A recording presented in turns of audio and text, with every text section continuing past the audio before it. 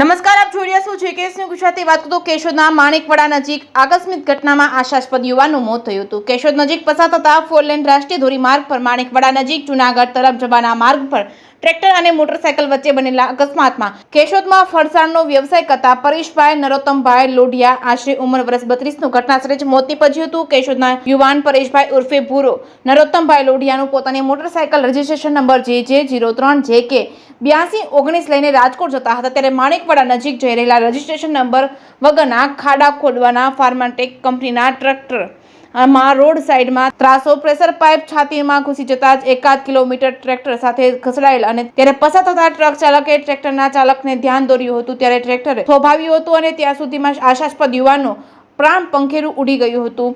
108 તાત્કાલિક એમ્બ્યુલન્સ મારફતે Keshod sub district civil hospital ખાતે લાવવામાં આવ્યા હતા ત્યારે ફરજ પરના મેડિકલ ઓફિસરે મૃત જાહેર કર્યા હતા. કેશોદના માણેકવાડા નજીક બનેલી અકસ્માતની ઘટનામાં મૃત્યુ પામેલા પરેશભાઈ ઉર્ફે ભૂરો નરોત્તમભાઈ લોઢિયાના પરિવારજનોને રાજકોટ ખાતે જાણ કરવામાં આવી હતી. કેશોદ પંથકમાં ફરસાણનો વ્યવસાય તેમજ સ્વાદ રસિયાઓમાં જબર લોકચાહના ધરાવતા શિવ ફરસાણવાળા પરેશભાઈ ઉર્ફે ભૂરો નરોત્તમભાઈ લોઢિયાનું અકસ્માતની ઘટનામાં મોત નીપજ્યું હોવાના સમાચાર વાયુ વેગે પસરી જતા મિત્રો તેમજ શુભેચ્છકો તેમજ જ્ઞાતિજનો તેમજ સગા સંબંધીઓ અને Keshod sub district civil hospital ખાતે ઉમટી પડ્યા હતા. કેશોદ પોલીસ દ્વારા અકસ્માતની ઘટનામાં શંકાસ્પદ ભૂમિકા ભજવી રહી હોવાના આક્ષેપ થઈ રહ્યા છે. જેતપુર સોમનાથ હાઈવે રોડ ઉપર કાયમી પડાવ નાખીને પડ્યા રહેતા રોડ અને ટ્રાન્સપોર્ટ વિભાગના અધિકારીઓને કંપની દ્વારા મંજૂર કરેલા વાહનોમાં વધારાની મશીનરી લગાવી હોય તો પાછળથી આવતા વાહન ચાલકોને દેખાય એ રીતે રેડિયમ કે વધારાની લાઇટ લગાવવામાં ન આવી હોય એવા વાહનો ધ્યાનમાં આવતા નહીં હોય અને જવાબદાર તંત્ર આંખ આડા કાન કરી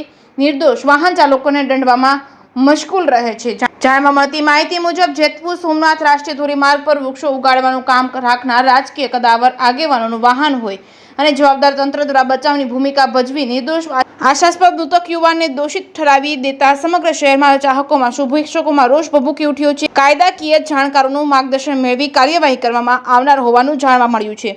જેકેએસ ન્યૂઝ ગુજરાતી સાથે રાજુ પંડ્યા, કેશોદ.